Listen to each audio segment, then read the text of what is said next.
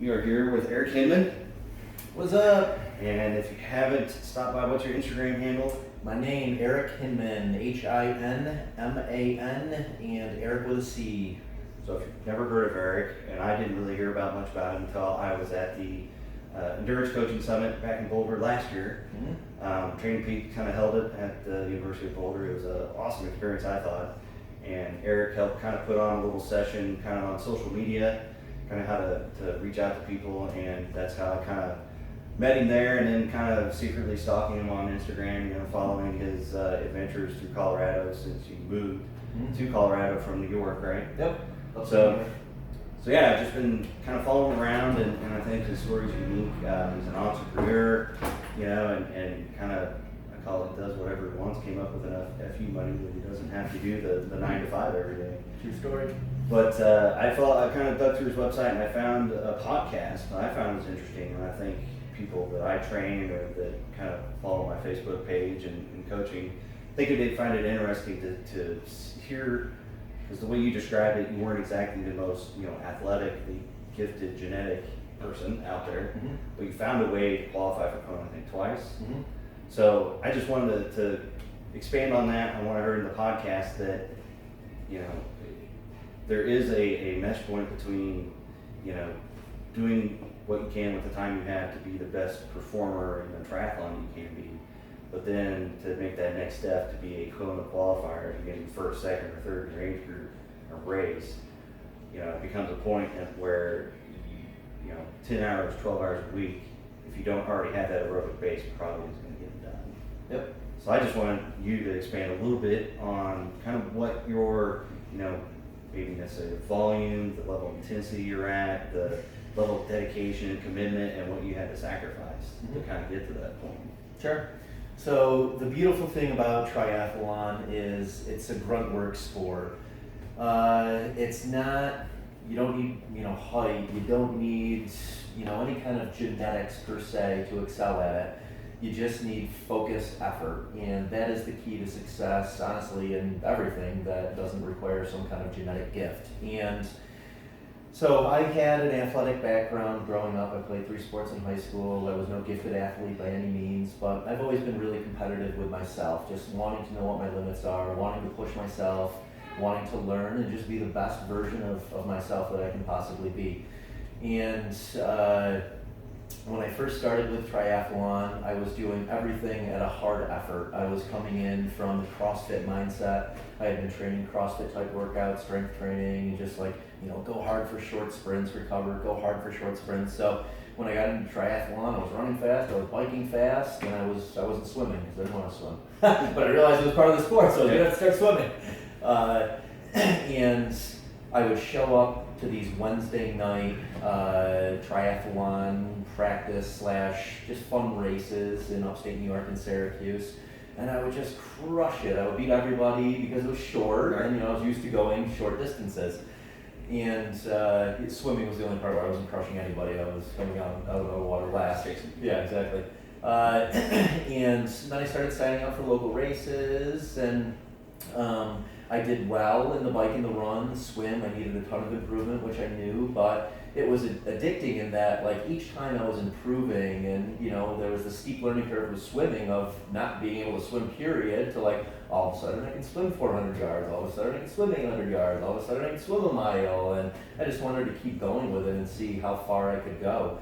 So after starting to excel at some local races, there was this one guy who kept beating me, who I looked the part because I had been doing all of these CrossFit workouts. I looked really fit, I was muscular, but he's beating me in every race, and I'm like, how the hell is he beating me? The intensity that I go at all the time, I know I'm going harder, but he beats me. So I hired him as my coach. If someone's beating you, hire him. So, and then he taught me, his name is Mike Corona, and he taught me the difference between training hard and training smart. And he's the one who really got me to realize that triathlon is not the fittest person out there. It's the person who has the most durability, who has the largest aerobic engine, who has the best nutrition, and who can hold the highest percentage of their threshold for the longest amount of time. And that is done some with intensity, but mostly with aerobic capacity and durability training. So he slowed me way down. I was typically only running maybe up to 8 miles at a time because I was running so fast. I was running like a 650 pace at a 160 heart rate. I was always going pretty hard. Yeah, exactly. He taught me about like, you know, slow down so that you can run more, you can do more volume, and eventually, listen, you'll go faster and you'll go further. So he limited all of my runs to 130 heart rate. Like, you can't go above 130. And it took me 3 months to finally listen to him and start doing that. Yep. Like, you know, I would slowly like creep it down to like 150, and he'd yell at me and be like, I'm not going to coach you if you don't listen to me. 130 is what I want. I don't want 150. Then I go down to like 145. He's like, I'm going to fire you as a client. Go down to 130. 130 is what I want. So finally, I dropped my heart rate to 130, and that took my pace from 650, what I was normally running at, to like an 830 pace. And I just didn't feel like I was doing anything anymore. I'm like, I could do this all day. And he's like, that's the key. I want you doing this all day, every day. Because volume is what's going to give you the durability to be able to do very well at what you want to achieve, which is getting to Kona. So the key there, and I want to hit that highlight because so many people just have the same mindset. It's like, well, I'm just going to run fast for 8 miles, run fast for 10 miles. Every run, every bike ride or whatever is just hard as you can for that amount of time. I mean, there's a philosophy to it, and so many people get frustrated from just what you said. It's like the Z2 stuff. You don't feel like you're doing anything. Yeah, it's but like I have to walk because Yeah. I have to keep. It's like exactly. Yeah. You walk before you run. Yep. So I just like to point that out. I'm not the only one saying that. You know, experienced athletes. Yep. And like same. I mean, now I do a lot of weightlifting and CrossFit, and it's not like I come in every day and lift the most that I can. I'm doing 3x3 at 80%. And it's very similar with this, where you're building up to be able to do something heavier, faster, more powerful. So fast forward about 6 to 8 months of that aerobic training at 130 heart rate.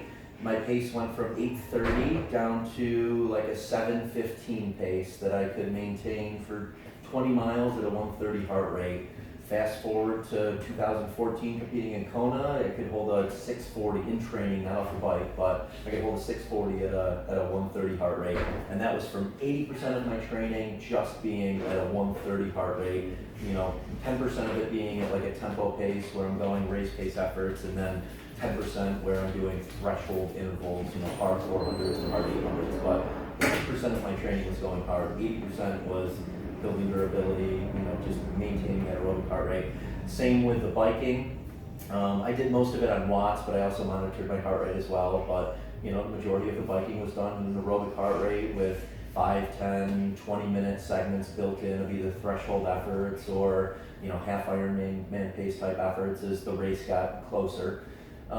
Swimming is where the intensity was brought in because there's a lot less risk of injury in swimming. So that was 50s, 100s, 200s, short segments, working on form, working on body position in the water, getting my threshold training in there. And then also I was doing CrossFit during all of this too. Like 3 days a week I would hit CrossFit workouts. So I did get intensity and strength training in from doing those CrossFit workouts. And I really think that was kind of what differentiated me from most was all of the strength training that I was doing. And I never got injured outside of bike crashes in triathlon because I was doing other things. I was cross training. I was building strength in muscle groups where I wouldn't otherwise build strength just running, biking, and swimming. Exactly, because I get a lot of feedback that when I create a plan that people are surprised to see strength training in there. And I'll do cores, plank, plank work, side planks, and more lightweight stuff or body weight, but they're surprised to see it in there and they think it's all just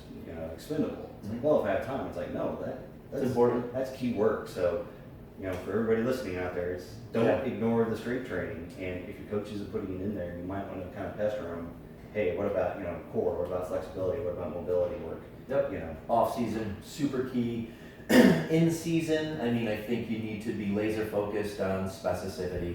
Running, biking, and swimming. And as the race gets closer, like you're going at those race pace efforts. You want to train yourself to do what you want to do on race day. Exactly. So I think that's key. But I also kind of wanted a little bit of background. Maybe not exact numbers, but like how many hours a week do you think you spent trying to get to that Kona effort? in Kona speed to be able to qualify. Yeah, I mean, year round, I was training at least 15 to 18 hours.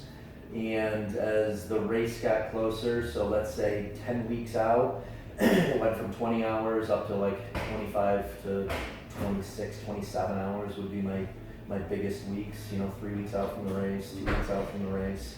But I mean, even, I never took an off season to a fault. Right. I was addicted to the exercise. I was addicted to the endorphin rush, so I never took rest days. And year I find round. that's key, is to keep a good, strong, consistent.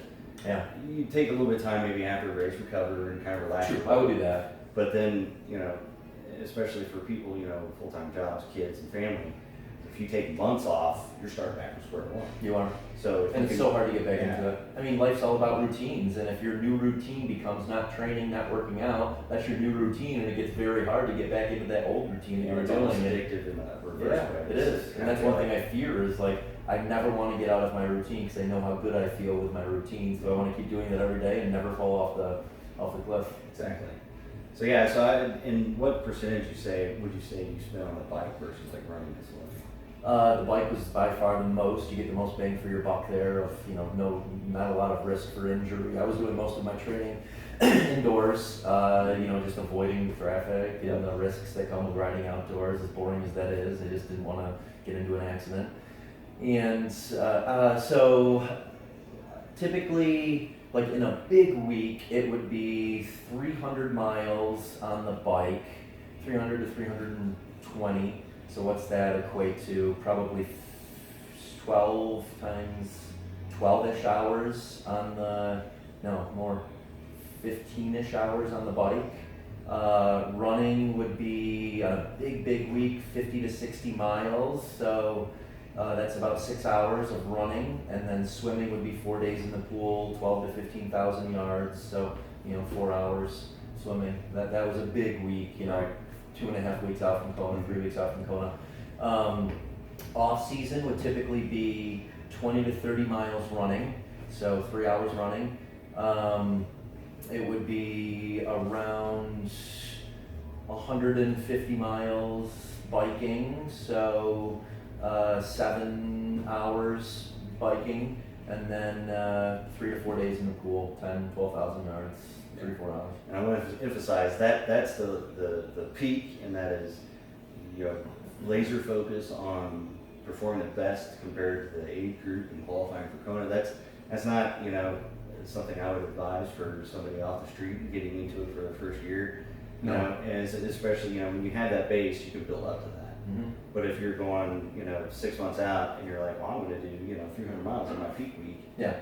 You could be setting yourself up for a little bit of either disappointment, failure, heartbreak, or injury or something. You got to build up to it. Yeah. I mean, I get questions all the time on Instagram. How do you do all of what you do? What do you eat to be able to do that? And the honest answer is, I've been doing this for years, and I've built up to be able to exercise every day for 3 to 4 hours because my body is just used to it now. But it's eye-opening when a friend who is fit comes and trains with me, but they're not used to doing 3 to 4 hours of volume in a day, and they try to do what I'm doing in a day, and they're banged up for a week because they just haven't built up to it. There's nothing that you can eat. There's no supplements you can take that is going to replace years of doing something to train your body to be able to do that volume. Yeah. And that's, I wasn't doing that in my first year. This is my 4th or 5th year in triathlon that I built up to those kind of hours. When I first started, it was 8 to 10 hours of training. Yeah. So and that's why I tell people, especially like you see everybody's, they're kind of the holy grail is Kona qualification, but I like to emphasize,